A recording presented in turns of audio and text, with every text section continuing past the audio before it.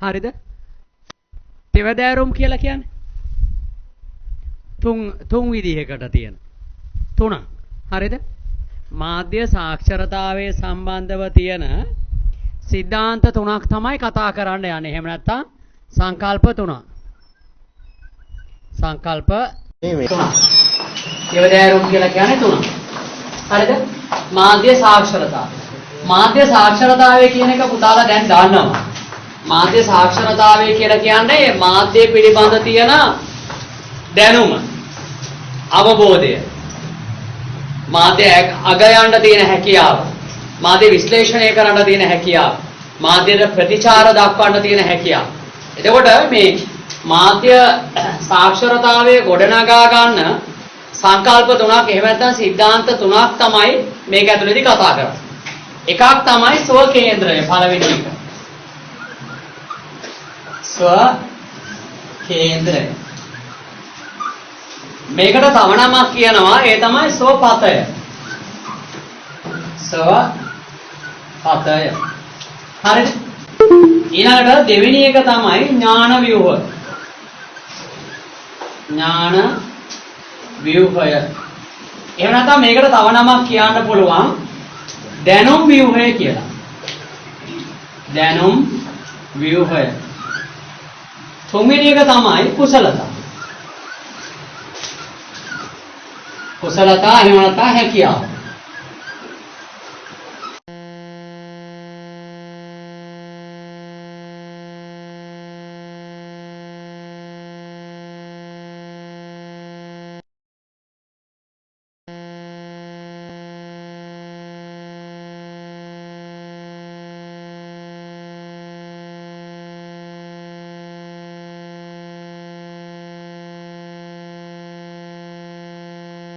තාවය පුළුල් කර ගන්නවා.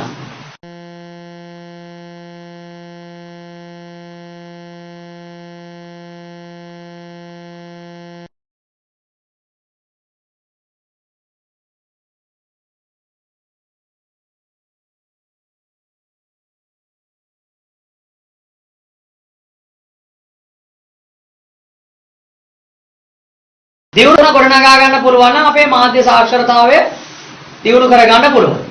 හරි? ඔයාලා පොඩි කොළ කෑල්ලක් ගන්නකො. මොකක් හරි කටු වැඩ කොළයක් ගන්න.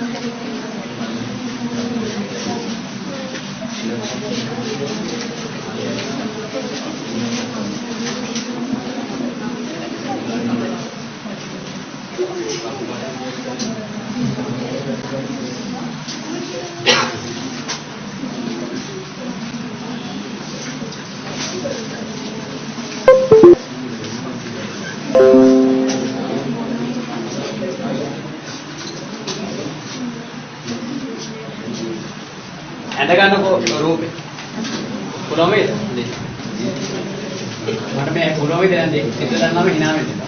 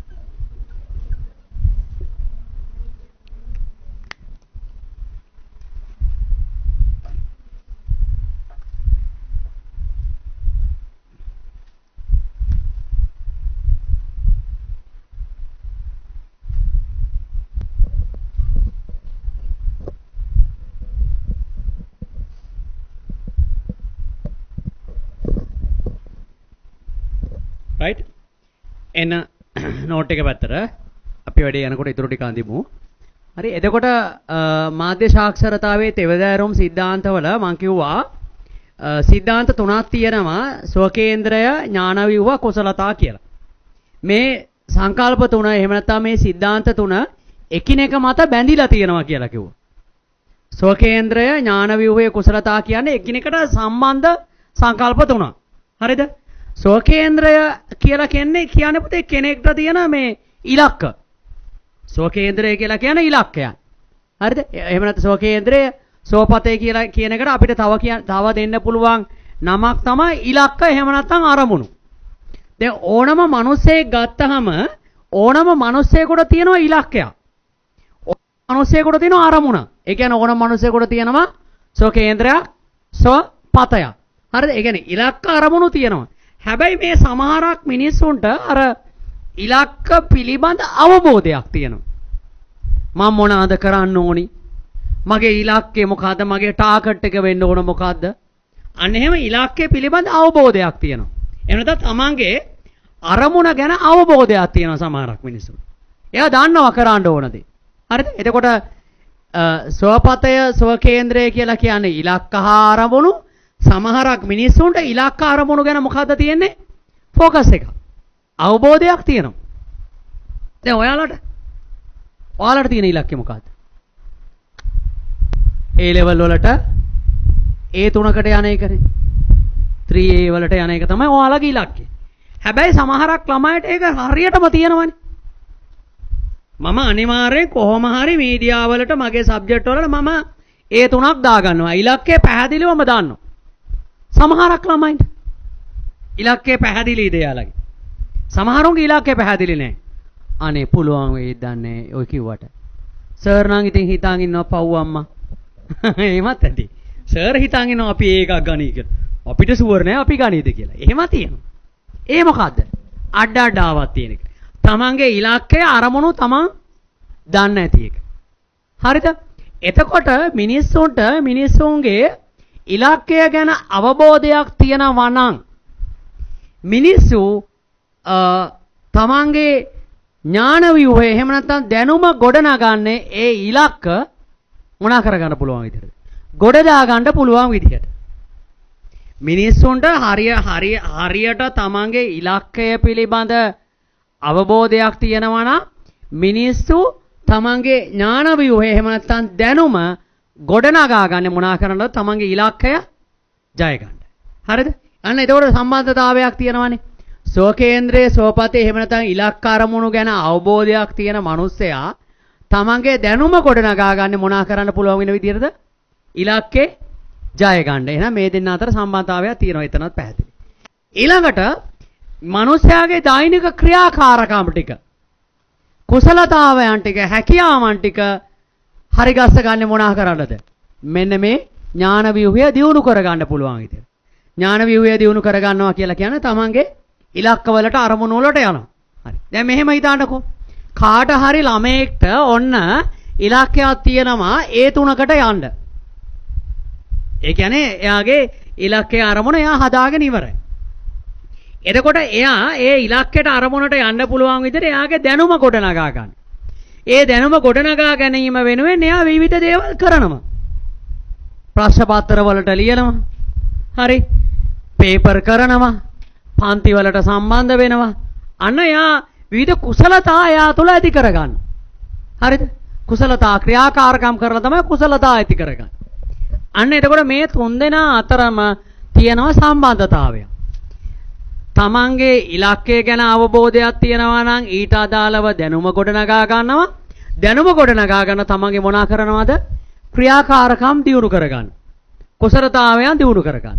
ඒතර ඕක තමයි මේ තුන් දෙනා අතර තියෙන සම්බන්ධතාවය. ඒක ඔයාලගේ ටියුට් එකේ දීලා ඇති. යමෙකුගේ ස්වකේන්ද්‍රය වන්නේ ඔහුගේ ශක්තිය හා සැලසුමයි.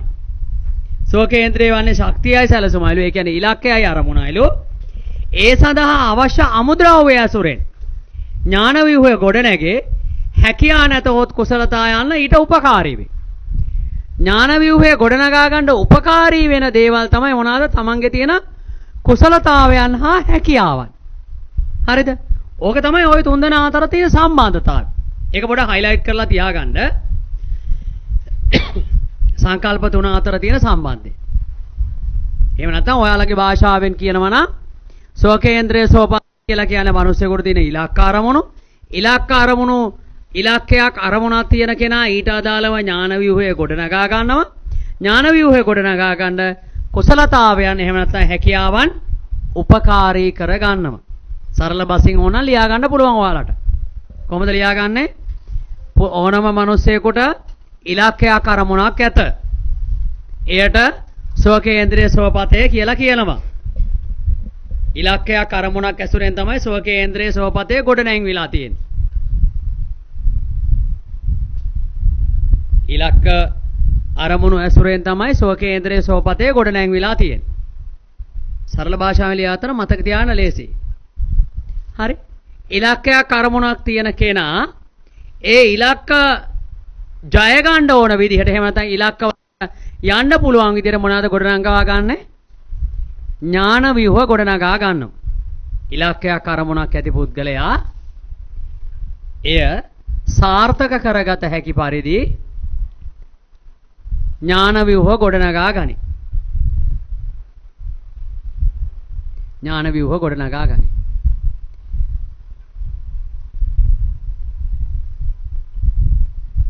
අරමුණක් ඉලක්කයක් ඇති පුද්ගලයා එය සාක්ෂාත් කරගත හැකි පරිදි ඥාන ව්‍යුහ ගොඩනගා ගන්න.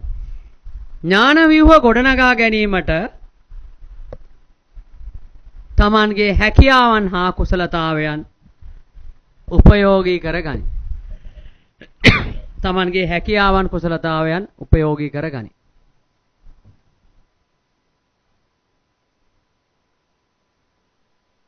තුනයි තිසක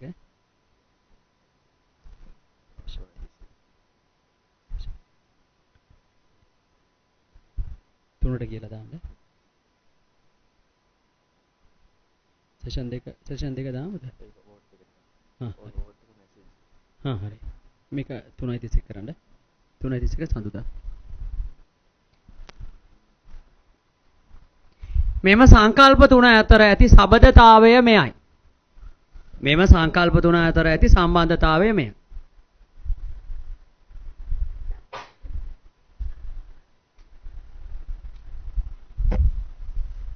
ඔය සම්බන්ධතාවය ඕක.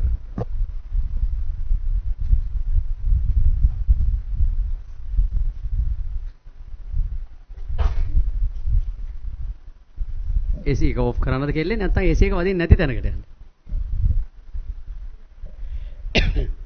හරිද? දැන් සම්බන්ධතාවය හරිනේ. ඒකේ අවුලක් තියෙනවද මොනවා හරි? සෝකේන්ද්‍රයේ සෝපතය හැදිලා තියෙන මොනාගෙන්ද මිනිසුන්ගේ? ඇහුනේ. මොන ඇසුරෙන්ද? අරමුණු හා ඉලක්ක ඇසුරෙන්.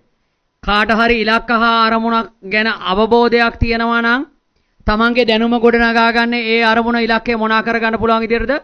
ඉටු කරගන්න පුළුවන් විදිහට, සාක්ෂාත් කරගන්න පුළුවන් විදිහට, ඉටු කරගන්න පුළුවන් විදිහට, ගොඩ දා ගන්න පුළුවන් විදිහට. මොන සරල විදිහට එන්න. හරිද? ඊට අනුව තමයි තමන්ගේ ක්‍රියාකාරකම් ටික සිදු කරන්නේ. රයිට්.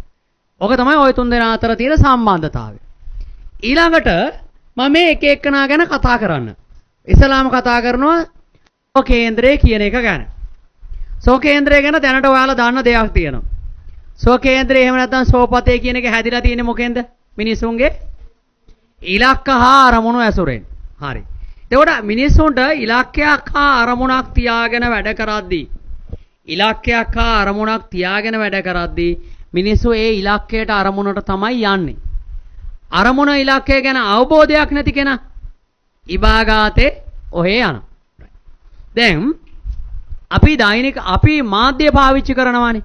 රූපවාහිනිය, ගුවන්විදුලිය, පුවත්පත ඔය එකී නොකී මේකී මාධ්‍යයන් පාවිච්චි කරනවා. එතකොට මේ මාධ්‍යයන් හරහා අපිට මොනවාද කොයි වෙලාවෙත් ලැබෙන්නේ? තොරතුරු ලැබෙන්නේ. සංදේශ හම්බ වෙනවා. සංදේශ ඇතුලේ තියෙන්නේ තොරතුරු. අපේ ඇස කන නාසය පාවිච්චි කරලා අපි මේ තොරතුරු ග්‍රහණය කරගන්නවා. හරිද? ග්‍රහණය කරගන්න. එතකොට අපි මාධ්‍ය පාවිච්චි කරනවා. මාධ්‍යයන් වලින් අපිට තොරතුරු ඕන තරම් ලැබෙනවා. තොරතුරු ඕන තරම් ලැබෙනවා. මෙන්න මෙයා මෙතන සම්බන්ධ වෙනවා දැන්. එතකොට තොරතුරු ලබා ගන්නකොට සමහරක් පුද්ගලයන්ට තමන්ගේ ඉලක්කය ගැන අවබෝධයක් තියාගෙන අවශ්‍ය තොරතුරු විතරයි මොනා කරන්නේද? ලබා ගන්න. ඉලක්කයක් අරමුණක් තියෙන කෙනා තමන්ට අවශ්‍ය තොරතුරු ටික විතරයි ලබා ගන්න. ඉලක්කයක් අරමුණක් නැති කෙනා මාධ්‍ය වලින් තොරතුරු ලබා ගද්දි එයාට ඕන කරන තොරතුරු විතරද ගන්නෙ? නෑ, ඕන කරන තොරතුරු ගන්නවා, ඕන කරන්නේ නැති තොරතුරුත් ගන්නවා. ඉලක්කය අරමුණ ගැන අවබෝධයක් නැති කෙනාට තොරතුරු මොනා කරගන්න තේරෙන්නේ නැද්ද? තෝරගන්න තේරෙන්නේ නැහැ. ඉලක්කයක් අරමුණක් තියෙන පුද්ගලයා තොරතුරු තෝරගන්න තේරෙනවා. හරි. එතකොට තමන්ට ඉලක්කයක් අරමුණක් තියෙන කෙනාගේ ස්වකේන්ද්‍රය ක්‍රියාත්මක වෙන්නේ විදි දෙකකට. එකක් තමයි විඥානික ස්වකේන්ද්‍රය කියලා තියෙනවා, අවිඥානික ස්වකේන්ද්‍රය කියලා තියෙනවා. ස්වකේන්ද්‍රයේ ආකාර දෙකක් තියෙනවා. එහෙම නැත්නම් ස්වපතේ ආකාර දෙකක් තියෙනවා. හරිද? දැන් ඉලක්කයක් අරමුණක් තියෙන කෙනාගේ විඥානික ස්වකේන්ද්‍රය තමයි බලවත් වෙන්නේ. විඥානික ස්වකේන්ද්‍රය බලවත් මෙයාගේ. කාගේද? කාගේද විඥානික ස්වකේන්ද්‍රය බලවත්? කතරගම දෙයියාගේ නෙවෙයි. කාගේද? ඉලක්කයක් අරමුණක් තියෙන කෙනාගේ. ඉලක්කයක් අරමුණක් තියෙන කෙනාගේ විඥානික ස්වකේන්ද්‍රය බලවත්. විඥානික ස්වකේන්ද්‍රය බලවත් නිසා එයා තොරතුරු තෝරගන්නවා. මේ මාධ්‍යයන් වලින් එන තොරතුරු ඉබාගාතේ ඔහේ පාවිච්චි කරන්නේ නැහැ. තමන්ගේ ඔළුවට ඔක්කොම දාගන්නේ. අවශ්‍ය තොරතුරු ටික විතරක් තමන්ගේ ඉලක්කයට අරමුණට ගැළපෙන තොරතුරු ටික විතරක් තෝරා ගන්නවා.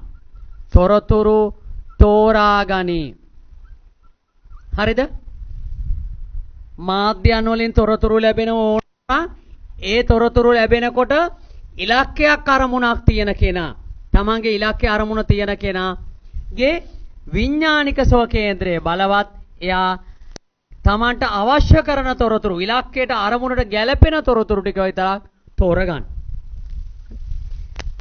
ඉලක්කයක් අරමුණක් නැති එකාගේ මොන ස්වකේන්ද්‍රයද බලවත් වෙලා තියෙන්නේ? මෙන්න මේක. මොකද්ද? අවිඥානික ස්වකේන්ද්‍රය තමයි උගේ බලවත් වෙන්නේ. රාහු වගේ. හරිද? අන්න අවිඥානික ස්වකේන්ද්‍රය තමයි බලවත්.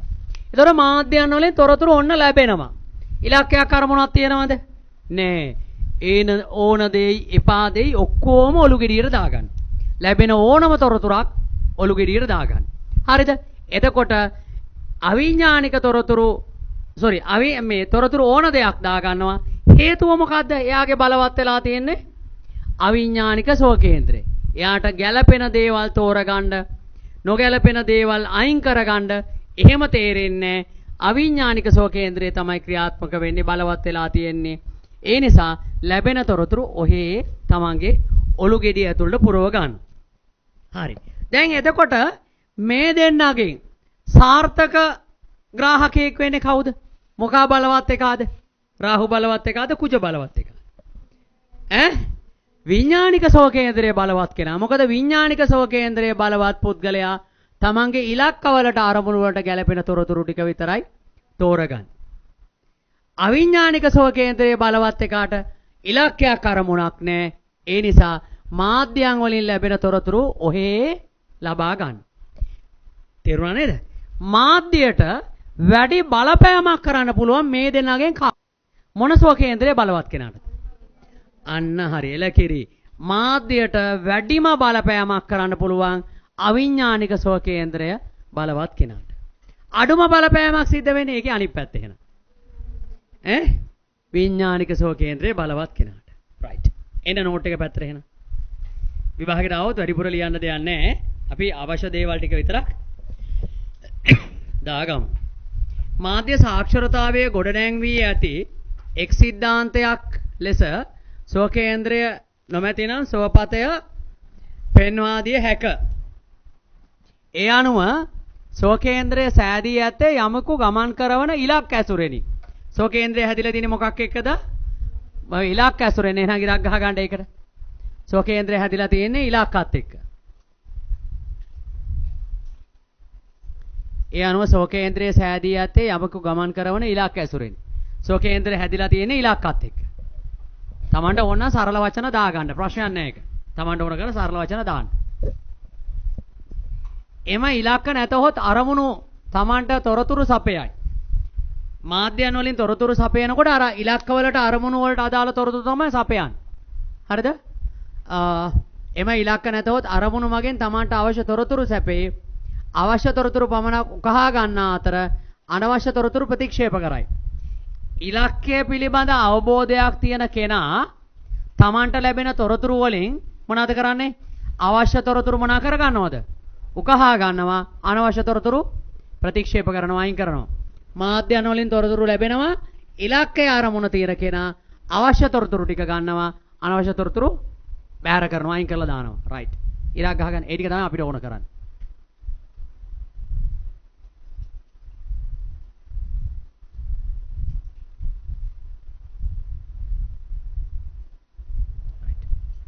ඊළඟට බලාගෙන මෙන්න මෙතන ඉඳා එහෙත් ස්වකේන්ද්‍රය දුර්වල නම් ස්වකේන්ද්‍රය දුර්වල නම් ඒ කියන්නේ මේ හිතන්න බැරි නම් ස්වකේන්ද්‍රය දුර්වල නම් එනම් අවසාන විශේෂ ඉලක්ක ගැන දැනුමක් තමාට නොමැති නම් ස්වකේන්ද්‍රය දුර්වල කෙනාට තමන්ගේ ඉලක්ක ගැන අවබෝධයක් නැහැ. හරිද? ඉලක්ක ගැන දැනුමක් තමාට නොමැති නම් ඒ සඳහා ගමන් කරන බලය දුර්වල වේ.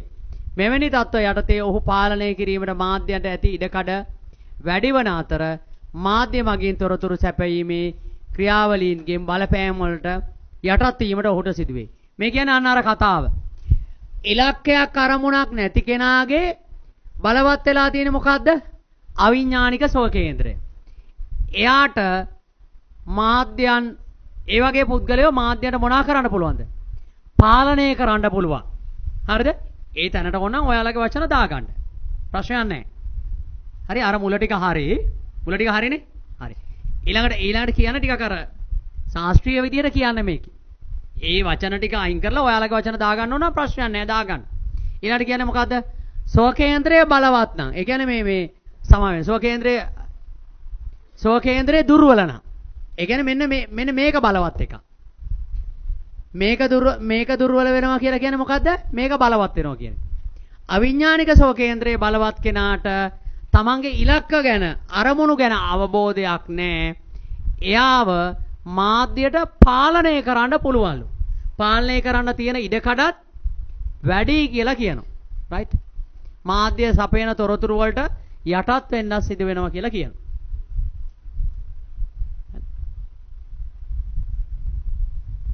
ඒ ටික ඉරක් ගහලා highlight කරගන්න නැත්නම් තමන්ට ඕනවා තමන්ගේ අදහසේ ලියාගත්තා කමන්න. හරි? අවිඥානික ස්වකේන්ද්‍රයේ බලවත් කෙනා. එහෙම නැත්නම් ස්වකේන්ද්‍රයේ දුර්වල කෙනා. විඥානික ස්වකේන්ද්‍රයේ දුර්වල කෙනා. අවිඥානික ස්වකේන්ද්‍රයේ බලවත් කෙනා. එහෙම නැත්නම් විඥානික ස්වකේන්ද්‍රය දුර්වල කෙනා. තමන්ගේ ඉලක්කය හෝ අරමුණ ගැන අවබෝධයක් නැහැ. තමන්ගේ ඉලක්කය හෝ අරමුණ ගැන අවබෝධයක් නැහැ. ඒ නිසා ඔහුව පාලනය කිරීමට මාධ්‍යයට ඇති ඉඩකඩ වැඩි. නැත්නම් ඔහුට බලපෑම් කිරීමට මාධ්‍යයට ඇති ඉඩකඩ වැඩි.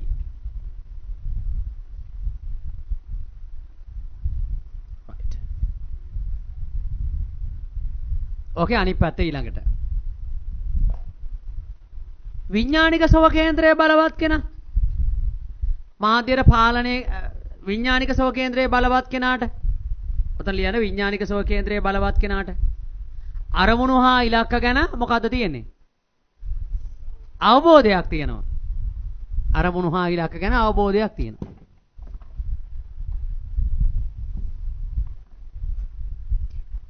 අරමුණු හා ඉලක්ක ගැන අවබෝධයක් තියෙනවා. මාධ්‍යයන් වලින් තොරතුරු ලැබෙනකොට ඔහු අවශ්‍ය තොරතුරු තෝර බේරගෙන ගන්නවා. මාධ්‍ය වලින් තොරතුරු ලැබෙනකොට ඔහු අවශ්‍ය තොරතුරු තෝර බේරගෙන ගන්නවා. ඒ හින්දා මාධ්‍යයට ඔහුට බලපෑම් කරන්න පුළුවන්ද බැරිද? බෑ.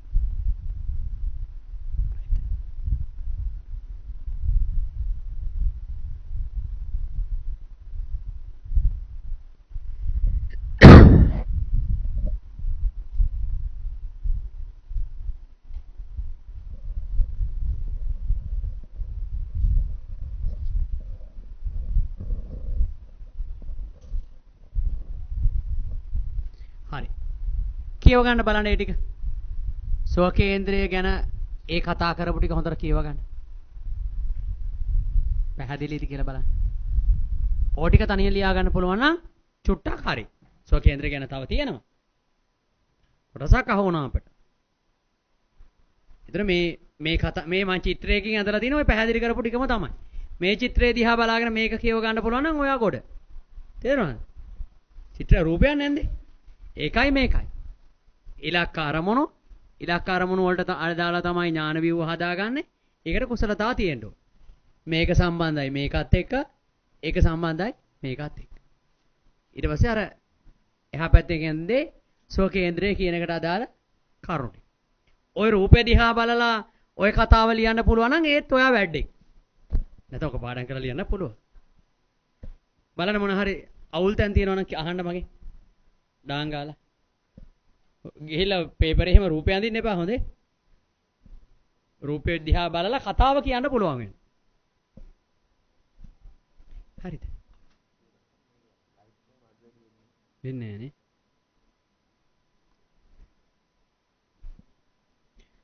හරි. ඉස්සරහට යන්නද?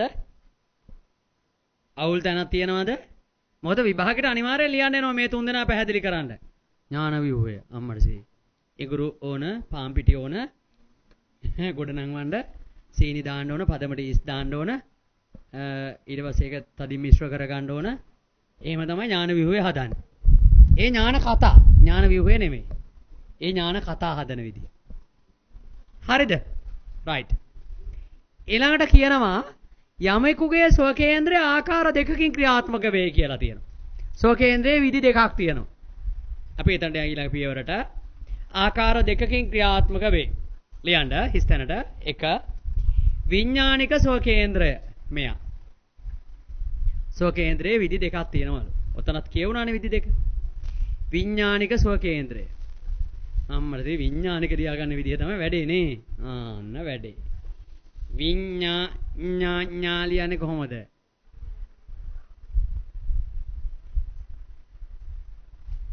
විඥානික ස්වකේන්ද්‍රය. මෙතිනේ ලියලා. ඊළඟ ඒකට තව නමක් කියනවා. විඥානික එකට තව අපිට කියන්න පුළුවන් සවිඥානික ස්වකේන්ද්‍රය. සවිඥානික ස්වකේන්ද්‍රය. සවිඥානික. කොල්ල ෂෝට් නෝට් එක වැටලා. කාගෙද දන්න.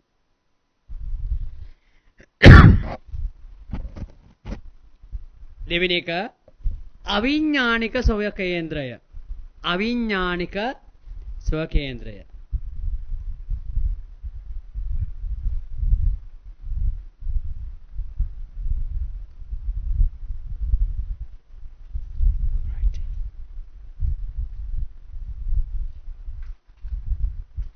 හරි.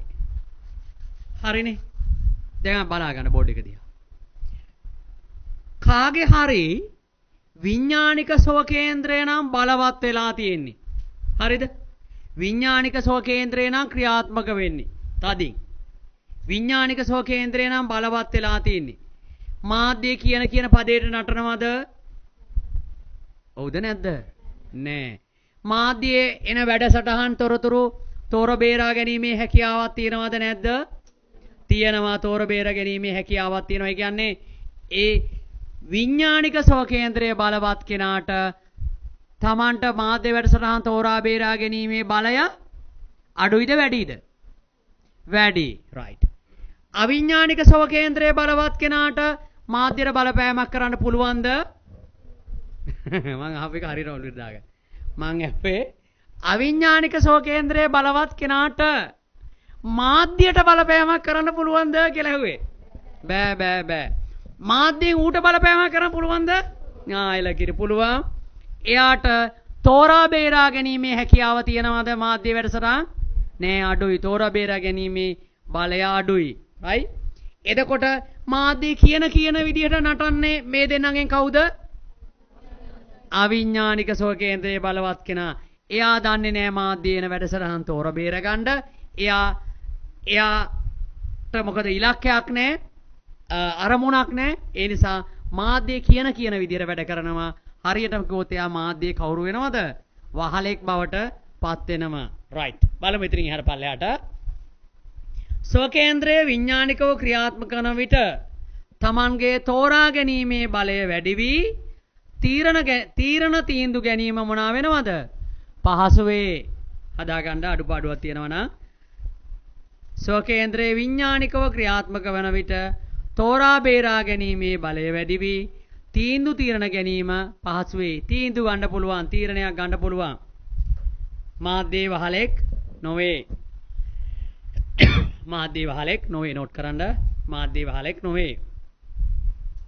මාධ්‍යයට බලපෑම් කිරීමේ හැකියාව ලියන්න. මාධ්‍යයට බලපෑම් කිරීමේ හැකියාව මොනවාද? වැඩි. ඒක ලියා ගන්න. එයාට මාධ්‍යයට බලපෑම් කරන්න පුළුවන් නේ. මාධ්‍යයට බලපෑම් කිරීමේ හැකියාව පවා වැඩි.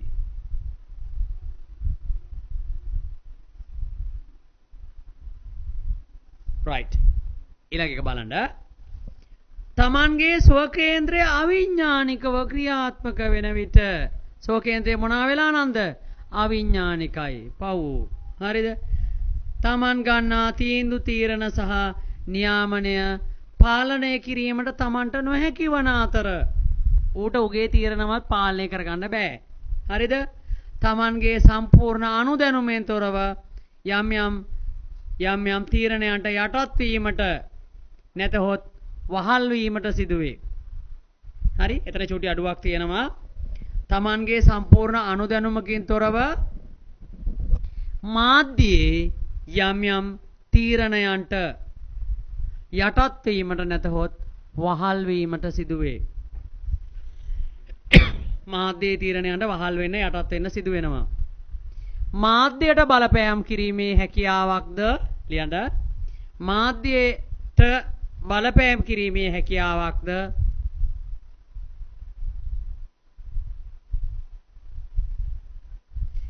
මාධ්‍යයට බලපෑම් කිරීමේ හැකියාවක්ද නොමැති අතර මාධ්‍යයෙන් ඔහුට බලපෑම් ඇතිවේ.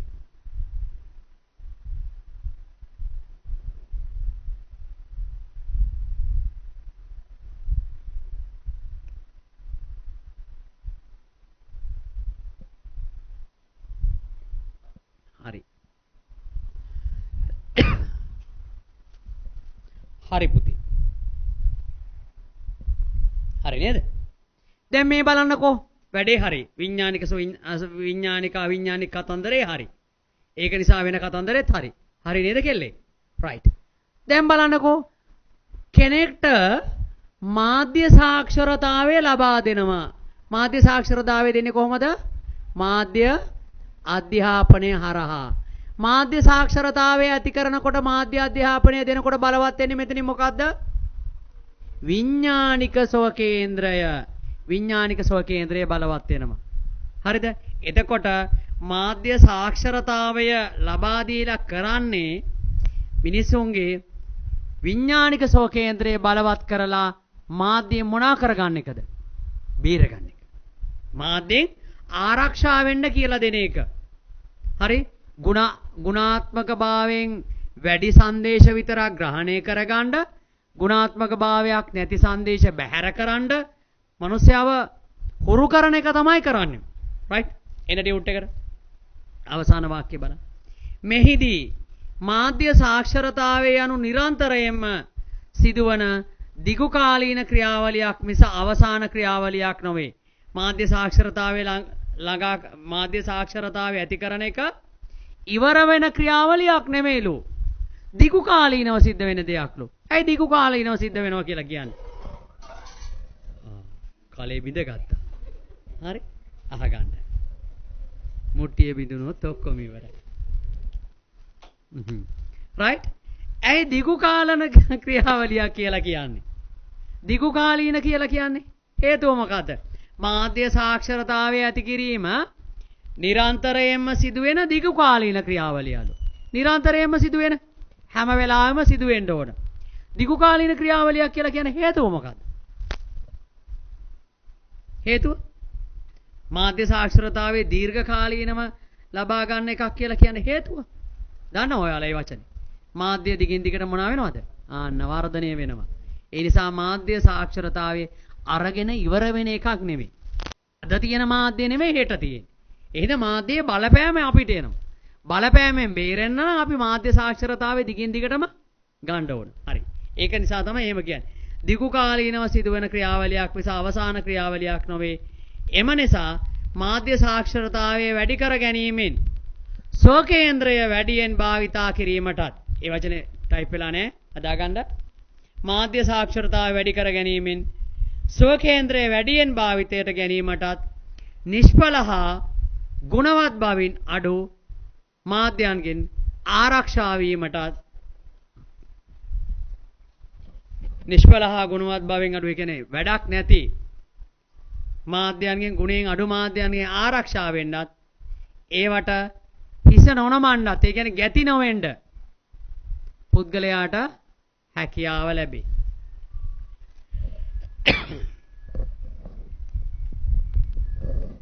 එම නිසා මාධ්‍ය සාක්ෂරතාවය අත්පත් කර ගැනීම වැදගත් වේ.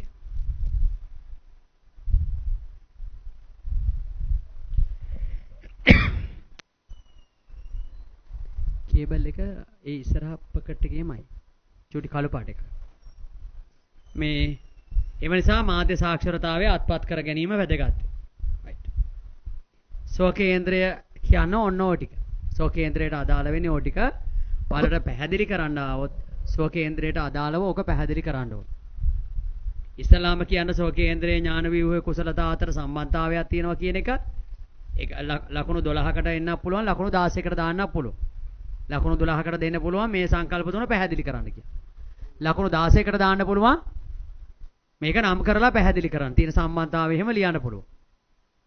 අක්ෂරතාවය ගැන ලොකු ගැඹුරු කතන්දරයක් ලියාගෙන ඉන්න ඕනේ. මාධ්‍ය සාක්ෂරතාවය යනු මාධ්‍යයන් පිළිබඳ ලබා ගන්න අධ්‍යාපනයේ දැනුම අනම්මනම් ඒ කතන්දර ටික ලියලා මාධ්‍ය සාක්ෂරතාවයේදී ප්‍රධාන සංකල්ප තුනක් තියෙනවා. ස්වකේන්ද්‍රයේ සෝපතේ ඥාන ව්‍යුහය. මේ තුන් දෙනා අතර තියෙන සම්බන්ධතාවයක් එහෙම කියලා හැඳින්වීමට ගිහිල්ලා ඔයාලා එතනින් එහාට පැහැදිලි කිරීම වලට යන්න ඕනේ.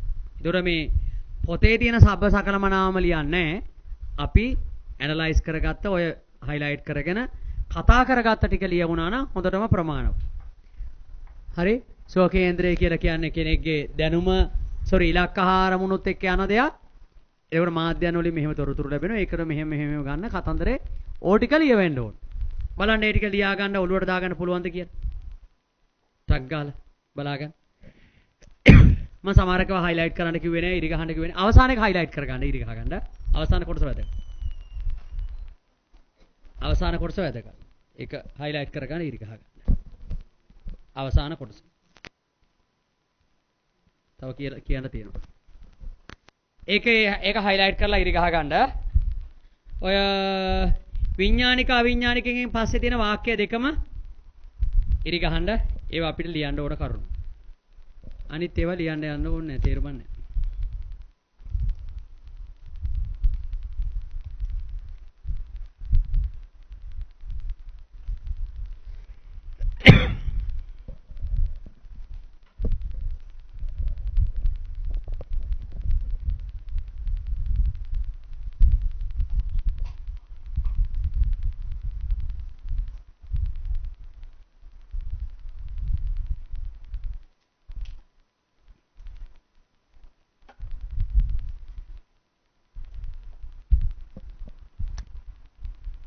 හරි, ඒක තමයි අපිට එතනින් කතා කරන්න තියෙන්නේ. බලන්න ඒ කොටස් වල මොන හරි ගැටලු තියෙනවා කියන්නේ.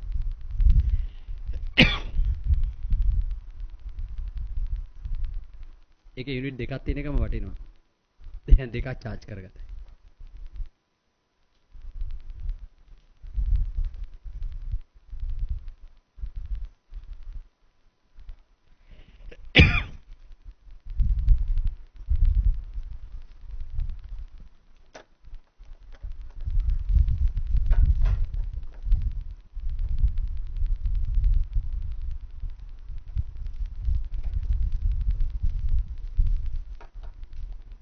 හරිද?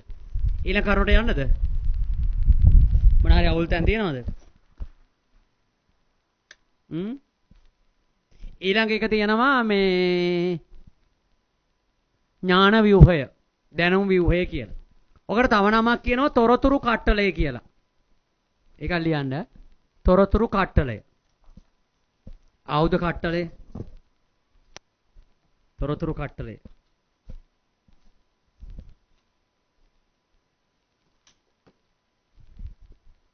දැන් මම පොඩි එක එකනාට පොඩි පොඩි ක්‍රියාකාරකම ගන්න දෙන්න හදන්නේ.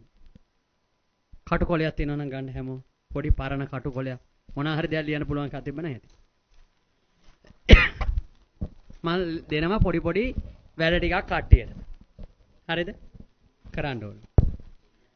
පළවෙනි පේලියේ ළමයිට මේ ඔක්කොටම පිරිමි ළමයි ගෑනු ළමයි ඔයගොල්ලෝ ඔක්කොටම මේ දෙපැත්තේ. මට ලියන්නට අග්ගාලා පොල් සම්බෝලයක් හදන විදිය. පොල් සම්බෝලයක් හදන විදිය ලියන්න ආංගාලා. කාලා වරෙන්කෝ දැන්. දෙවෙනි පේලියේ ළමයිට කොණ්ඩ කැවුම් හදන විදිය ලියන්න. අප්පට සිරි. එයාලකෝ දැන් කොණ්ඩ කැවුම් හදන විදිය. බලන්න හැම එකනාගෙන් බලන්න. හරිද? පොල්වත් නැල්ල පොල් සම්බෝල හදන්න. තුන්වෙනි පේලියේ ළමයිට මේගොල්ලන්ට දෙන්නේ පරිප්පු හොද්දක් හදන විදිය ලියන්න. පරිප්පු. ඉතින් කොණ්ඩ කැවුම් අමාරුයිද? කොණ්ඩ කැවුම් අමාරු වෙන කොකිස් හදන විදිය ලියන්න. කොකිස් හදන විදිය ලියන්න. දැන් අරුන් දෙන්න බල කල්පනා කරලා කොකිස් හදන්න. මිරිස් හොද්දා කාට දෙන්නද? මෙයාලා පස් දෙනාට දෙනවා මම කොණ්ඩ කැවුම් හදන විදිය ලියන්න එන. කොණ්ඩ කැවුම් එහා පැත්තේ බෑගුවා වෙනද මේ කට්ටියට දෙනවා කොණ්ඩ කැවුම්. අපිට බෑ. කමන්න දන්න විදියට ලියන්නකෝ බලන්න. හරිද? ඔයාලා හතර දෙනාට දෙනවා පරිප්පු හොද්දා දුන්නනේ. මොකද්ද දෙන්නේ? ඔයාලා හතර දෙනාට දෙනවා මොකක්ද කියලාද? කිරි හොද්දක් හදන විදිය ලියන්න. ලියපල්ලකෝ. අනික් කට්ටිය ඔයාලා ඔක්කොටම දෙනවා පොදුවේ ස්කූටර් බයික් එකක් පදින විදිය ලියන්න. කොහොමද ස්කූටර් බයික් එකක් පදින්නේ? පියවර මේ රචනාවට ලියන්න එපා කියවන්න අමාරුයිනේ. 1 by 1 පියවර වල ලියන්න. ඒක ලේසි. ඔන්න අපි අද පරිප්පු හොද්දක් හදන්න යන්නේ. හරි. ඇතිනේ? ඔච්චර වෙලා යන්නේ නැහැ ඕක හදන්න. ජාත්‍යන්තරයට යන පොල් සම්බෝලේ ඔය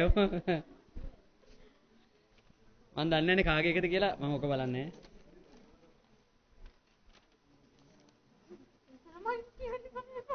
ගාගත් පොල් ලුණු තක්කාලි දෙහි ලුණු කුඩු උඹල කඩ කැබිලි මිරිස් කුඩු ආදිය හොඳින් මිශ්‍ර කර ගැනීම.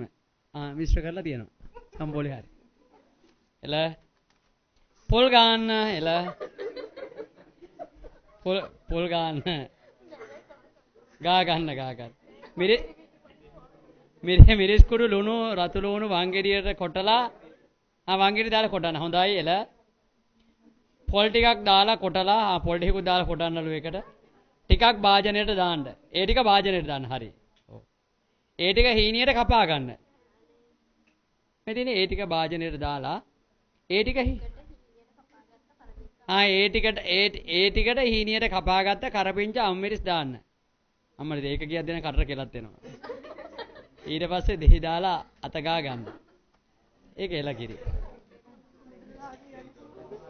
පොල් ගා ගැනීම ලුණු තක්කාලි දෙහි ලුණු අවශ්‍ය ප්‍රමාණය උඹල කඩ මිරිස් කුඩු දා ගැනීම. සම්බෝල වර්ග දෙකක්. වෙන ළමයා ජාත්‍යන්තර පොල් සම්බෝලේ. තශිනිකේ. ඉස්සල්ලාම පොල් ගා ගන්නවා. හරි ඒක හරි. ඊට පස්සේ ඒකට ලුණු අමු මිරිස් තක්කාලි දෙහි අමිරිස් දානවා සමහරක් වෙලා සම්බෝලට දානවා. මාත් දානවා මාත් උයද්දි දානවා. ලුණු ඔක්කොම දා ගන්නවා. හරි ඒක හරි. දෙහි දාන්නේ මචං මම පස්සේ දෙහි පස්සේ දාන්නේ උඩට දාන්නේ. උඹලකටත් දානවා හිටපුවා. ඊට පස්සේ ඔක්කොම වංගෙඩිය දාලා මිරිස් කලෙන් හරි වංගෙඩිය දාලා හරි වංගෙඩිය මිරිස් කලේ හරි අර දැන් නම් වංගෙඩිය තියෙන චූටි ඒවට දාලා තලා ගන්නවා. තලලා අරයා කියපු පියවර අරගෙන ඕ වැඩේ තමයි මාත් කරන්නේ. එල කන්න පුළුවන් මේ හරි කවන්නේ. හරි දෙනකො එන එකක් බලන්න. එල දැන් මොකද්ද බං ඊළඟට තියෙන්නේ? පරිප්පු හොද්ද සැකසීම. දැන් කොකිස් අම්මට සෙරි. මෙන්න අමාරුම වැඩේ. පොල් සම්බෝලේ. පොල් සම්බෝලේ දෙන්න බලන්න. වෙනස් විදිහේ සම්බෝලයක් හදලාද කියලා බලමු නුවණි. මුලින්ම පොල් ගාගත යුතුය. ඉන්පසු හිරමණය ආධාරයෙන් මොකද්ද මං ඒ ගා ගන්නාලද පොල් ස්වල්පය හිරමණයෙන් තමයි පොල් ගන්න නැත්තම් ආයේ. උරච්චි කරලා ගන්න බෑ. කපාගත් බීරෝණු ආදී ස්වල්පයක් යොදා ගත යුතුය. එලෙස දමාගත් ද්‍රව්‍ය හොඳින් මිශ්‍ර කළ යුතුය. ඉන්පසු මිශ්‍ර කර ගන්න ලැබූ පොල් සම්බෝලයගෙන තාච්චියකට පොල් තෙල් දමා එය රත් වූ පසු පොල් සම්බෝලේ තෙල් දාලා හදන එකක් තියෙන්නේ. හරි එලකිරි. ඒකත් හොඳයි. ටෙම්පරාදු කරගත යුතුය. අම්මා කටට කෙලක් වෙනවා ඒකටත්. හාල් පිටි කොකිස් කරපිංචා ලුණු හාල් පිටි පොල් තෙල් කහ පොල් කිරි. හරි. ඒ දන්නේ නැතිව hina වෙනවා දැන්. කරපිංචා දානවා අර එක එක පොඩි ටේස්ට් එකේ වෙනස් වෙනවා. ලුණු ඕන හාල් පිටි ඕන හාල් පිටි එක අනන්නේ මොනවාගෙන්ද කොල්ලෝ? කහයි පොල් කිරිද?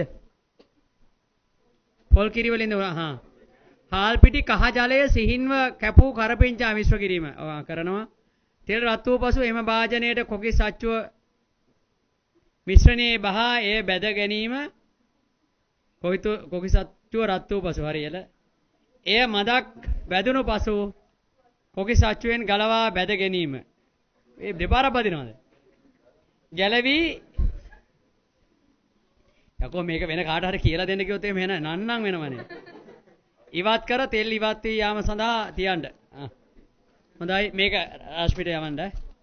ඔක්කොම ලිව්වේ ඒ කොකිසමද? නෑ කොකිස් වර්ග වෙනස්. හදන ආකාරය අවශ්‍ය ද්‍රව්‍ය හාල් පිටි පොල් කිරි කහ කුඩු ලුණු කරපිංචා පොල් තෙල්. එල කහ කුඩු විනාඩි 3-4ක් පමණ තබා පසු ඒ කොකිස් මිශ්‍රණයේ බහා ඒකේ තියෙන ඒ හදන විදිය. එල ආයි කවුද කොකිස් හදුවේ? සනුමිලාගේ කොකිස් කැවුම් ඒකේ තියෙන කැවුම් හාල් පිටි සීනි ලුණු එනසාල් පොල් කිරි වතුර.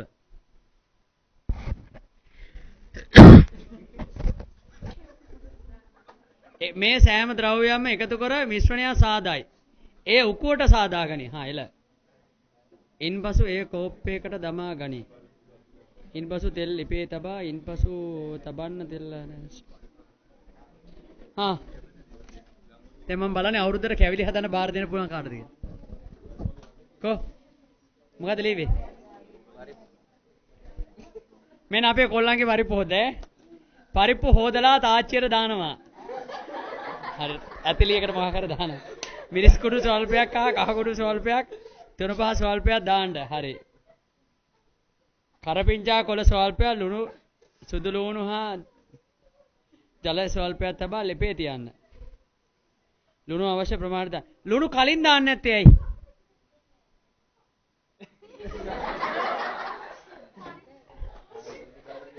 වල් කෙල්ලෝ තැම්බෙන්නේ ඇට. මොන ඇටද? පරිප්පු ඇට. වල් කම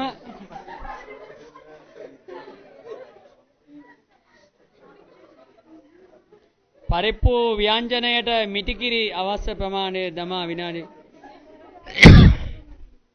පාන්ගිරිය සමග ආහාරයට ගන්න. හොඳයි. ඒක සුපිරි.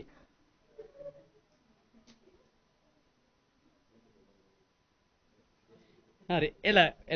ඔයාලා පරිප්පුද? ඔයාලා කොණ්ඩ කැවුම් අම්මට සිරි. කොණ්ඩේ එයිද? කවුද මේක හැදුවේ? ඔයාද? කාගේද රෙසිපිය?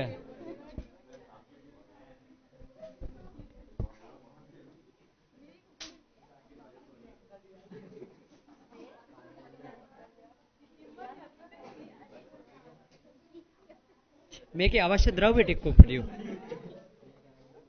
කොකිස් මේ කොණ්ඩ කැවුම හදාන අවශ්‍ය ද්‍රව්‍ය? එවුනේ. ඔයාලා හැදුවේ මොනවද? කිරි හොද්ද බලන්න.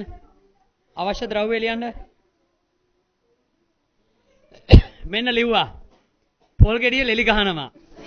කිරි හොද්ද හදන පියවර. දැන් ලෙලි ගහලා ගෙනත් දුන්න පොල් ගෙඩියක් තිබ්බොත් වැඩේ කෙලවෙනවා දැන්. හට්ටියක් ගන්නවා, පොල් ගන්නවා, හට්ටියක් ගන්නවා, ලුණු සුදු ලුණු තක්කාලි කපලා දානවා, කරපිංජා රම්පේ දානවා, මිරිස් තුන පහ ලුණු කහ දානවා, පොල් මිරිකලා මිටිකිරි අයින් කර ගන්නවා.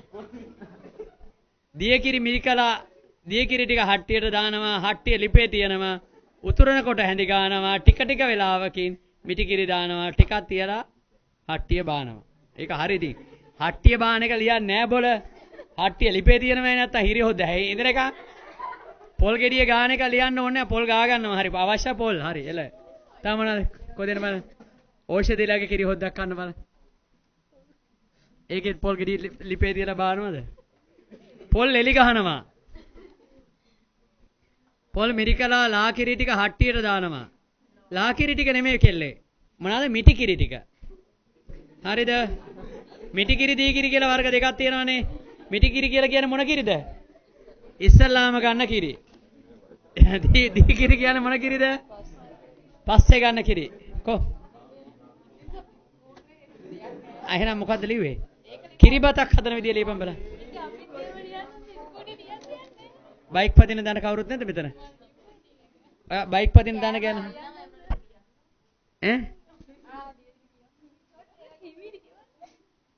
ස්කූටර් පැදීම. ඔන්න මේ අපේ ස්කූටර් නංගිලා ටික ස්කූටර් පදින විදිහ. හරිද? හා කිරි හොද්දක් හදන විදිහ. පොල් ගානවා. පොල් කිරි මිරිකලා කිරි ටික හට්ටියට දානවා. පොල් කිරි එකට ලුණු මිරිස් කරපිංචා තක්කාලි අමු මිරිස් දානවා. කපලා දානවා. මේකේ අර එක ළමෙක් මන් දැක්කා ඔයාලද මන්දා අවශ්‍ය අමුද්‍රව්‍ය ටික එක පැත්තක ලියලා තිබ්බා. ඊට පස්සේ හදන විදිහ ලියලා තිබ්බා. ඔයාලගේ පේලියේ. හරිද? ඒක හොඳයි. ඒක තමයි මම අංක 1ට තෝරගන්නේ හොඳම කුගරි පාන්තියේ විදියට. හරිද? මොකද හැදුවේ පුතේ? කොකිස් හදපු විදිය. කමන්නේ හොඳයි. ස්කූටර් නංගිලා බයික් පදින විදිය. බයික් එකට නගිනවා. නගින්න නැතුව පදින්න බෑ තමයි. නගින්න නැතුව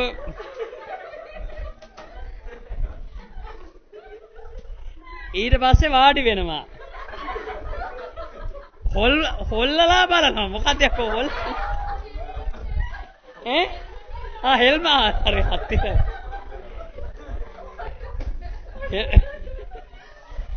හෙල්මට් එක දානවා. හරි හෙල්මට් එක දානවා.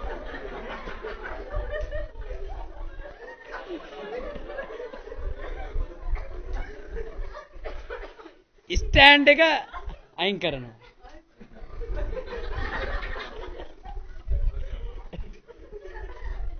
යතුරු අරගෙන යතුරු කටට දානවා.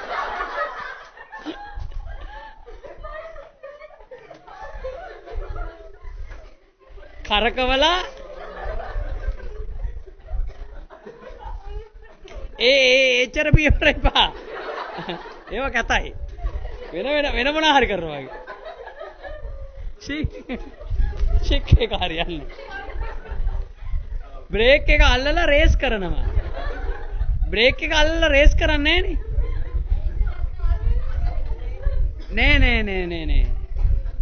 බයික් එකට යතුර දාලා හරිද? බ්‍රේක් එක අල්ලලා ස්ටාර්ට් කරන්න ඕන. බ්‍රේක් එක අල්ලලා ස්ටාර්ට් කරේ නැත්නම් මොකද වෙන්නේ? යනවා ඔටෝ. කොටස්. නෑ මම කියන්නේ පියවර එන්න ඕන විදිය. හරිද? බ්‍රේක් එක අල්ලලා ස්ටාර්ට් කරන්නේ බ්‍රේක් එක නැත්තම් ස්ටාර්ට් කරන්න බෑ. එහෙම තමයි ඒක හදලා තියෙන්නේ. බ්‍රේක් ලිවර් එක අල්ලලා ස්ටාර්ට් කර ගන්න ඕනේ. ඊට පස්සේ ඇස්ලේටර් කරන ගම චුට්ට ඇස්ලේටර් කරනකොට එකපාර හුචක් කාලාලනවද? නෑ ඇස්ලේටරේ ටික දෙන ගම මොකද කරන්නේ? බ්‍රේක් ලිවර් එක ටික ඈඩ් කරනවා. රිලීස් කරනවා. එතකොට බයික් යනවා. හරි. කමන්නේ දරුවෝ දන්න විදිහනේ ලියලා තියෙන්නේ. මේ බයික් පදින ළමයි අත උස්සන බලන්න. ආය අහන්නේ උන්ට ලියන්න දෙන්නේ බය වෙනවා. බයික් පදින දෙන්න ඉන්නේ ඖෂධි ලියලා නැහැ බයිකේ. පැදර දන්නේ නැහැ ස්ටාර්ට් කරගන්න. දන්නවා. හරි. මේ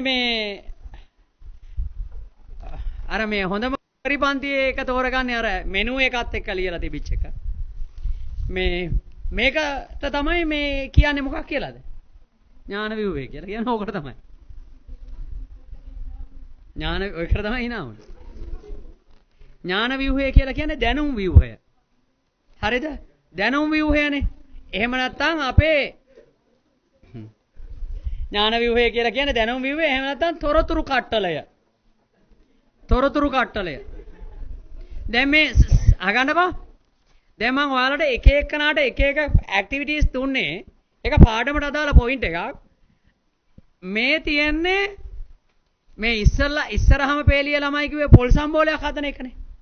පොල් සම්බෝලයක් හදාගන්න පියවර ටික කොහෙද තියෙන්නේ? අපේ මනසේ තැම්පත් කරගෙන තියෙන්නේ පිළිවෙලකට. ඒ පිළිවෙල තමයි ඔයාලා ඔය කිව්වේ. කැවුමක් හදාගන්න විදිය, කොණ්ඩ කැවුමක් හදාගන්න විදිය, අතිරහක් හදාගන්න විදිය, බයික් පදින විදිය පියවර තියෙනවා. ඒ පියවර ටික පිළිවෙලකට තමයි ඔයාලා ඔය ලිව්වේ. ඒ කියන්නේ අපේ දැනුම ඥානය අපි ගබඩා කරගන්නේ කොහොමද ඔළුවේ? තනින්ද? නෑ. කොහොමද ගබඩා කරගන්නේ? පිළිවෙලකට. ඉස්සලාම මේ පියවර, ඉස්සලාම මේක, ඊළඟට මේක ඕනම වැඩක් කරගන්න පිළිවෙලක් තමයි අපේ ඔළුව ඇතුලේ අපි තැම්පත් කරගන්නේ. ඒ තැම්පත් කරගන්න විදිහ තමයි දැනුම් ව්‍යුහය, ඥාන ව්‍යුහය. දැන් මේ ඥාන ව්‍යුහය ගොඩනගා ගන්න මොනකට අනුවද? මේ උයන පිහන ඒවට අදාළව ඥාන ව්‍යුහය ගොඩනගා ගන්න විදිහ. දැන් අපේ මාතෘකාව උයන පිහන වලට ඥාන ව්‍යුහය ගොඩනගා ගන්න එක නෙවෙයි. මොකද්ද? සාක්ෂරතාවයට අදාළව ඥාන ව්‍යුහය දැනුම ගොඩනගා ගන්න විදිහ. හරිද? දැන් මේකේ කියනවා මාධ්‍ය සිද්ධාන්තයන් අතර වැදගත් සිද්ධාන්තයලු ඥාන ව්‍යුහය. ඥාන ව්‍යුහය යනු පුද්ගල මනසක තැන්පත් වී ඇති සැකසුණු තොරතුරු කට්ටලයකි. මේ පුතාලා මට දුන්නේ තොරතුරු. මොනවා ගැනද? කෑම හදන විදිහ ගැන. කොහේ සැකසීලා තියෙනද? තමන්ගේ මනසේ තැන්පත් වෙලා තියෙන, මනසේ සැකසීලා තියෙන ඔයාලගේ තොරතුරු ටිකක් තමයි මට දුන්නේ. එතකොට තොරතුරු තැන්පත් කරගන්නේ, ඥානය තැන්පත් කරගන්නේ මනසේ පිළිවෙලකට. ඥාන ව්‍යුහය කියලා කියන්නේ අපේ ඔළුවේ සකස් වෙලා තියෙන තොරතුරු කට්ටලයක්. එක එක දේවල් වලට අදාළව තොරතුරු කට්ටල අපේ මනසේ තැන්පත් වෙලා තියෙනවා. මම ඒකයි මේ ඥාන කියන එක මෙතනට ගත්තේ. කෑම හදන විදිය ගැන, පාඩම් කරන විදිය ගැන, හරි බයික් පදින විදිය ගැන, එක එක කෑම වර්ග හදන විදිය, අයිස්ක්‍රීම් හදන විදිය, ඩෙසර්ට් හදන විදිය, මොකක් හරි රචනා ප්‍රශ්නයකට ලියන විදිය, ටීවී එකේ දෝ අන්න එක එක දැනුම් කට්ටල, දැනුම් ව්‍යුහයන්, එහෙම නැත්නම් ඥාන ව්‍යුහයන් අපේ මනසේ තැන්පත් වෙලා තියෙනවා විශාල ප්‍රමාණයක්. මම ඒකයි එක එක කට්ටියට වෙන වෙනම ක්‍රියාකාරකම් දුන්නේ. ඔයාලා මේවා දන්න දේවල්. ඥාන ව්‍යුහය කියලා කියන්නේ මනසේ තැන්පත් වෙලා තියෙන මොනවාද? සකස් වෙච්ච මොන කට්ටලයක්ද? තොරතුරු කට්ටලයක්. හරිද? ඥාන ව්‍යුහයක් කියලා කියන්නේ පුද්ගලයෙක්ගේ මනසේ, මේ ඉන්නේ පුද්ගලයන්නේ. පුද්ගලයෙක්ගේ මනසේ තැන්පත් වෙලා තියෙන සකස් වෙච්ච තොරතුරු කට්ටලයක්. සකස් වෙච්ච පිළිවෙලකට හැදිච්ච ටික. දැන් මේ සම්බෝලේ හදන විදිය පුතාලා අපිලිවලට නෙමෙයිනේ ලියලා තිබ්බේ. ඉස්ලාම් කරන්න ඕන මෙන්න මේක. ඊළඟට කරන්න ඕන මෙන්න මේක. පිළිවෙලනේ තිබ්බේ. ඒ කියන්නේ ඒ තොරතුරු ටික මොනවා වෙලාද තියෙන්නේ? ඔයාලගේ ඔළුවේ දැන් ගානටත් හරි ගැස්සෙලා තියෙන්නේ.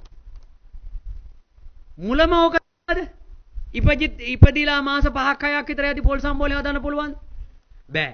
හැබැයි ටිකෙන් ටික මොනවද කරගත්තේ? ඔයාලේ තොරතුරු ටික අම්මගෙන් හරි කොහෙන් හරි මාධ්‍යෙන් හරි ගත්තා. අරගෙන මොකද්ද කරේ? ඔයාගේ ඔළුවේ පිළිවෙලකට මොනවද කරගත්තේ? තැන්පත් කරගත්තා. හරිද? හාල් දාන්න හට්ටියට. ඊට පස්සේ මොනවද? ඒක ලිපේ තියන්න. ඊට පස්සේ වතුර දාන්න. එහෙම නෙමෙයි හදාගෙන තියෙන්නේ. හාල් ටික සෝදන්න, වතුර අයින් කරන්න, හට්ටියකට දාන්න, වතුර දාන්න, ලිපේ තියන්න. එහෙම පිළිවෙලක් තියෙනව නේද හදාගෙන. ඒක එකපාරට හදාගත්ත එකද? නෑ ටිකෙන් ටික ඉගෙන ගත්තේ. බයික් එක පදින එකත් එහෙම තමයි පුතේ. හරිද? දැන් මේ ස්කූටර් බයික් එක පදින විදිය හරි අනිත් බයික් එක පදින විදිය හරි වෙන වාහනයක් පදින විදිය හරි පියවරෙන් පියවර ඉගෙන ගත්තේ. පාරට මේක ඔලුවට දාගත්තේ නෑ. ඉස්සලාම අඳුරගත්ත කෑලි බෑලි ටික. ක්ලච් එක මේක, බ්‍රේක් එක මේක, ඇස්ලේටර් මේක, හෝන් එක මේක, ස්ටාර්ට් කරගන්නේ මෙතනින්, මේ ස්විච් එක තියෙන ලයිට් දාන්න. අන්න ඉගෙන ගත්තා. ඊට පස්සේ පිළිවෙල ඉගෙන ගත්තා. හරි? ඉස්සලාම මෙහෙම කරන්න ඕන. ඉස්සලාම බ්‍රේක් එක අල්ල ගන්න ඕන. ඊට පස්සේ තමයි ස්විච් එක ඔන් කරගන්නේ. ඊට පස්සේ ඇස්ලේටර් කරන්න ඕන. ඊට පස්සේ මොනවාද බ්‍රේක් එක ටික රිලීස් කරගන්න ඕන යන්න ඕන. ඕකනේ ඉගෙන ගත්තේ. ඒ පියවර ටික ඔළුවේ පිළිවෙලට නේද හැදිලා තියෙන්නේ. පිළිවෙලට හැදිලා තියෙන්නේ. ඒ පිළිවෙලෙන් පිටපණින්නේ නැහනේ ඔයාලා. හරිද? ස්ටාර්ට් කරගත්තා, බ්‍රේක් එක අල්ලගත්තා. එහෙමද? නෑ, එහෙම නෑ. එතකොට මේ ඕනම වැඩක් කරන විදිහ අපේ මනසේ, පුද්ගලයාගේ මනසේ තැම්පත් වෙලා තියෙන්නේ. අන්න ඒවට කියනවා ඥාන විහුයන් කියලා. ඕනම වැඩක් කරන විදිහ. එතකොට අපේ ඔළුවේ ඥාන විහුයන් ගොඩාක් අපි තැන්පත් කරගෙන තියෙනවා. හරිද? right. එතකොට මෙතන ටියුට් එක පැත්තට එන්නකෝ. එතකොට ඕක කතන්දරය තමයි මේ කියන්නේ. මේ ඥාන විහුව යනු පුද්ගල මනසක තැන්පත් වී ඇති සැකසුණු තොරතුරු කට්ටලයකි. highlight කරගන්න එක.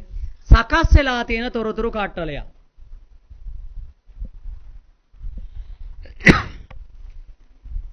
සකස් වී ඇති තොරතුරු කට්ටලයක්. පිළිවෙලකට සකස් වෙලා තියෙන ඕක. ඒ අනුව ඥාන ව්‍යුහයන් ස්වංසිද්ධව නැතහොත් අහම්බෙන් උරුම නොවන අතර ඒවා ඊතා සැලකිල්ලෙන් නිවැරදිව ගොඩනගා ගත යුතුය. ඥාන ව්‍යුහ ගොඩනගා ගන්න ඕන කොහොමද? ඥාන ව්‍යුහ ඉබේ අපිට ලැබෙනවද? නෑ. අපිට ඥාන ව්‍යුහයන් ඉබේ ලැබෙන්නේ නෑ. මං ඉස්සෙල්ලා ගෝන පුතාලා බයික් පදින පුළුවන් ළමයි අතොස්සන්න කියලා. දෙන්නේ කත ඉස්සුවා. ගෑනු ළමයි. කොල්ලන්ට කොහොමද පුළුවන් නේ?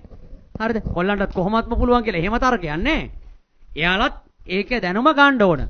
ගෑනු ළමයි දෙන්නේ කත ඉස්සුවා.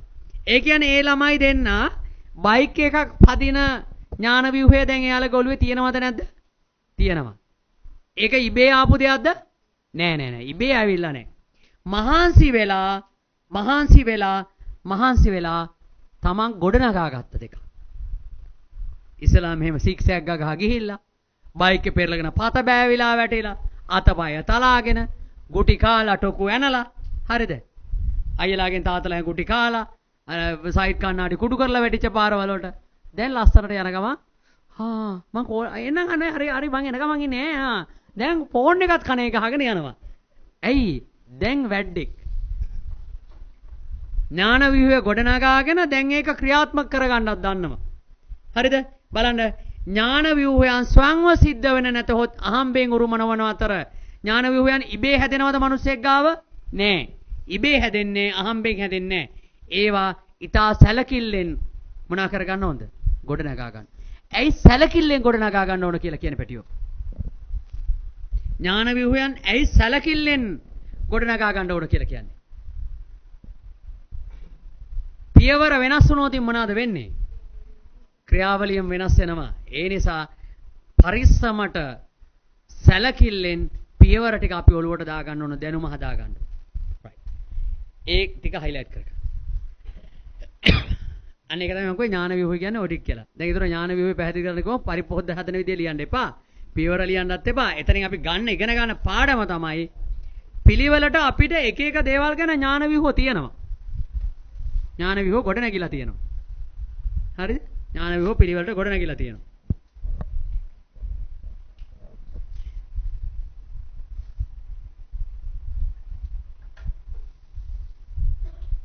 දැන් එතකොට අපිට මේ ඥාන ව්‍යුහ ගොඩනගා ගන්න ඕන වෙන්නේ මොනවද පැටියෝ?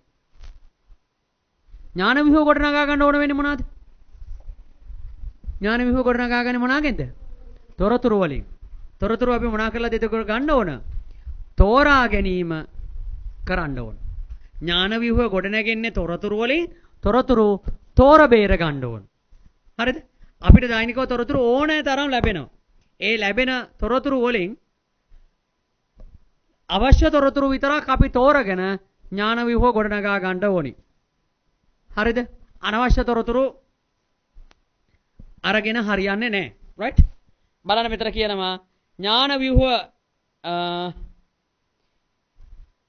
ව්‍යුහ වල ඇත්තේ සාමාන්‍ය කරුණු පමණක් නොවන අතර ඒවා ගොඩනැගෙන්නේ එක්තරා සැලැස්මක් අනුවය. යම් යම් තොරතුරු තෝරා බේරා ගැනීමෙනි.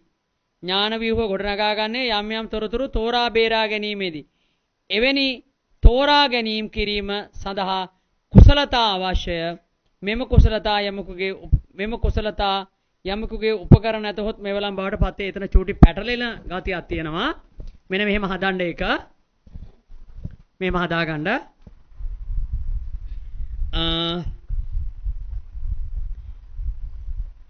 ඥාන ව්‍යුහ ගොඩනගා ගන්නේ මුලට දාගත්තත් කමන්නේ මේ වාක්‍යය. ඥාන ව්‍යුහ ගොඩනගා ගන්නේ තොරතුරු ඇසුරෙනි. ඒ අනුව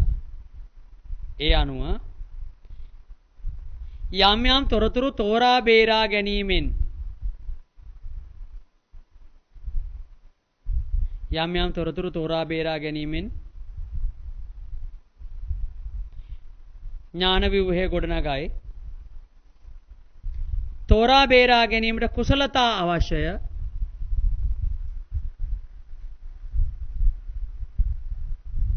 තෝරා බේරා ගැනීමට කුසලතා එහෙම නැත්නම් හැකියාවක් අවශ්‍යයි.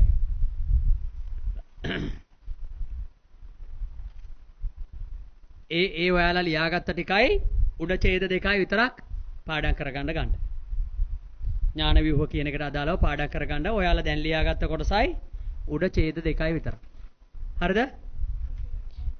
කුසලතා අවශ්‍ය වෙච්චරයි. අනිත් ඡේදය අතාරින්න. ඒක අපිට එපා. right. ඊළඟ පිටුවට යන්න. ඊළඟ පිටුවේ දෙවෙනි ඡේදයට එන්න.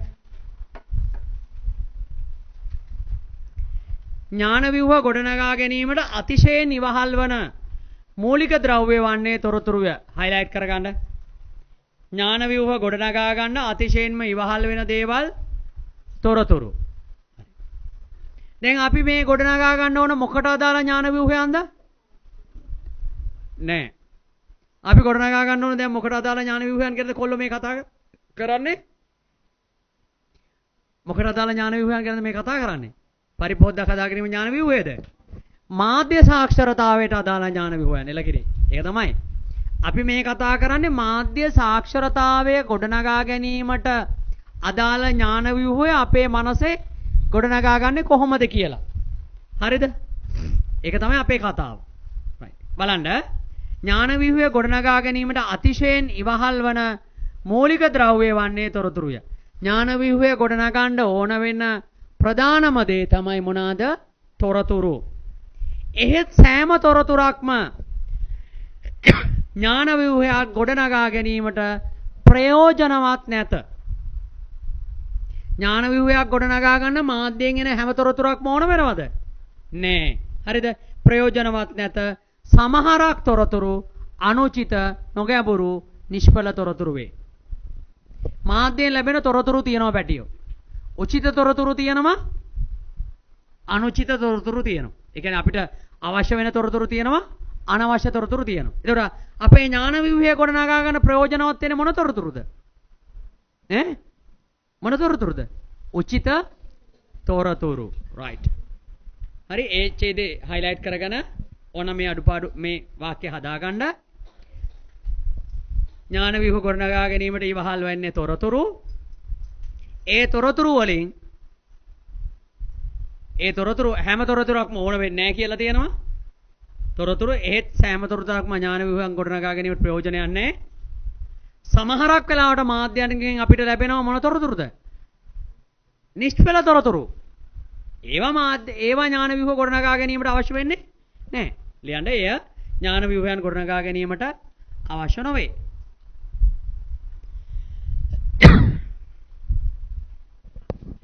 අනුචිත තොරතුරු අවශ්‍ය නොවේ. උචිත තොරතුරු අවශ්‍ය නොවේ. උදාහරණ රූපවාහිනී වැඩසටහන් වල නම් ගම් ආදිය.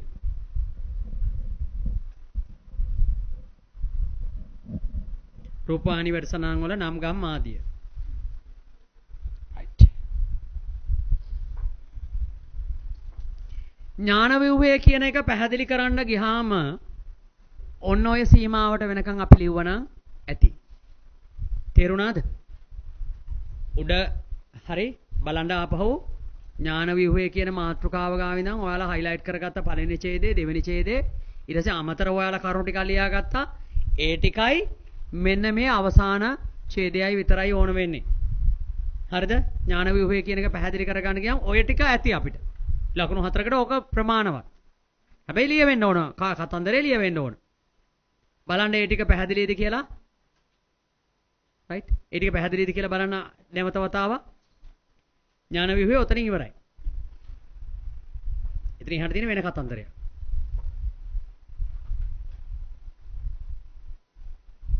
හරි? බලන්න මේ ටික අපිට ගොනු කරගන්න පුළුවන්ද? දැන් කරුණු දෙකක් කතා කරා. එකක් ස්වකේන්ද්‍රය, අනිත් එක ඥාන ව්‍යුහය කතා කරේ.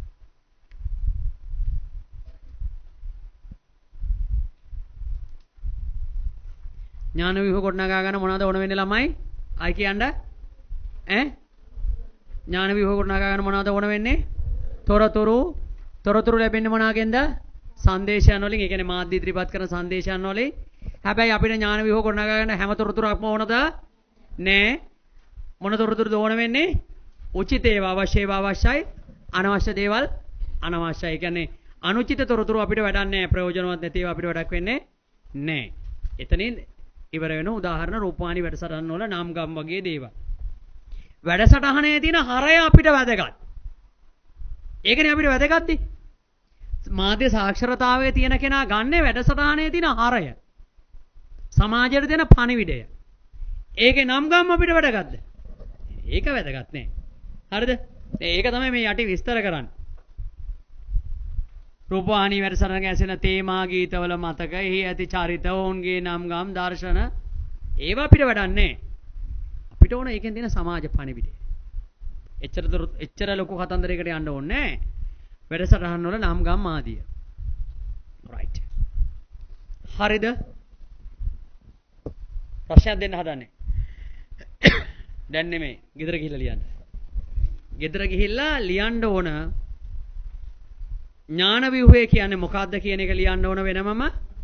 ආයි මොකද්ද ලියන්නේ? ස්වකේන්ද්‍රයේ සෝපතය කියන්නේ මොකද්ද කියලා ලියන්න ඕන. කුසලතා ලියන්න දෙන්නේ නැහැ. තාම ඒක කියනුවේ නැහනේ. right. ඒ දෙක.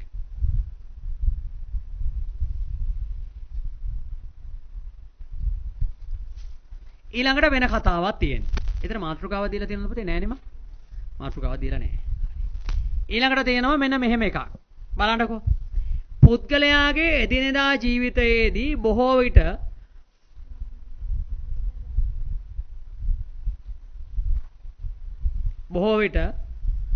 තොරතුරු සහ දැනුම නොහොත් ඥාණයට එක හා සමාන අර්ථයන්ෙදී මේ වචන අතර විශාල වෙනසක් දෙකක්. right. මෙන්න මෙතන චුට්ටක් හදාගන්න පිළිවෙල පොඩ මදි වගේ තියෙනවා.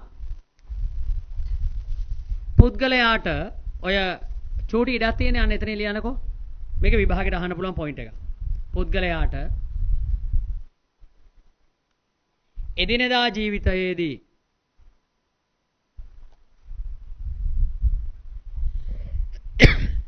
සංදේශ හරහා විවිධ තොරතුරු ලැබේ.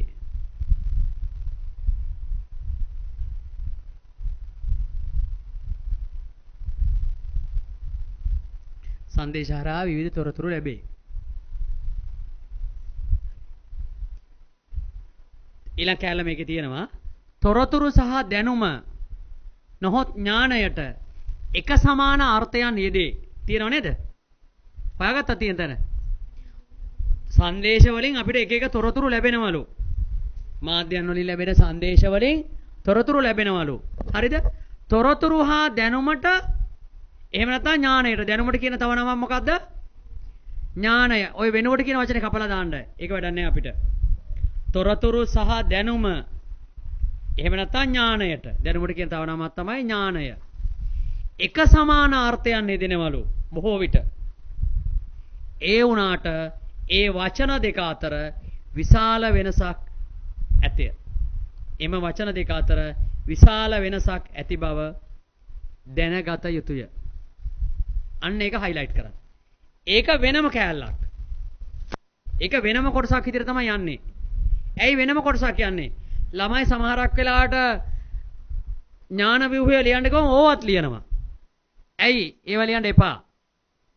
මේ කියන්නේ වෙනම කතාවක්. වෙනම කතාව වෙන් වෙන්නේ මෙතනින්. හරිද? හොඳට අහගන්න. ඥාන ව්‍යුහ ගොඩනගා ගන්න මොනවද ඕන වෙන්නේ? තොරතුරු ලැබෙන්නේ මොනවාගෙන්ද? මාධ්‍යන වලින්, සංදේශ වලින්. ඊළඟට අපිට කියනවා මේ මිනිස්සයා ගොඩක් වෙලාවට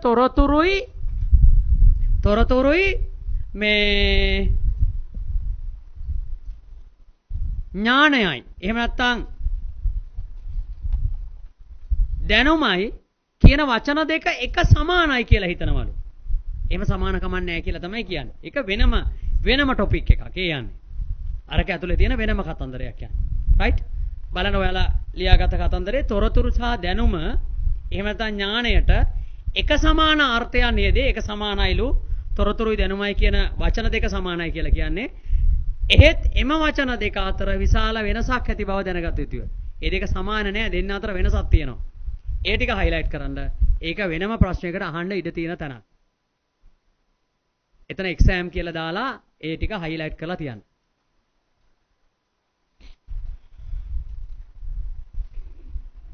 exam කියලා දාලා highlight කරලා තියන්න. right? මොකද්ද කතන්දරේ?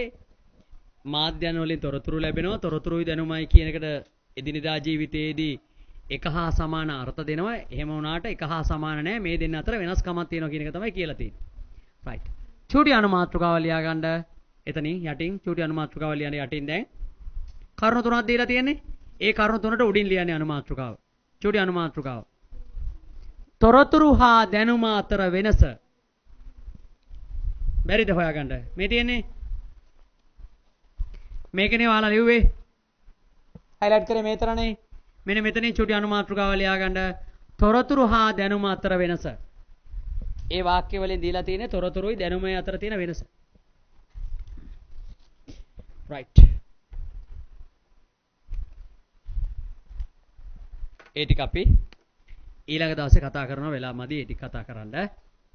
ඔතනින් අදට නතර කරනවා. ආයි අපි හම් වෙන්නේ කවද්ද? බ්‍රහස්පතින්දා මේ පාඩම ඔතනින් එහාට කතා කරනවා. එතකොට අගක් මුලක් අමතක කරලා එන්න එපා.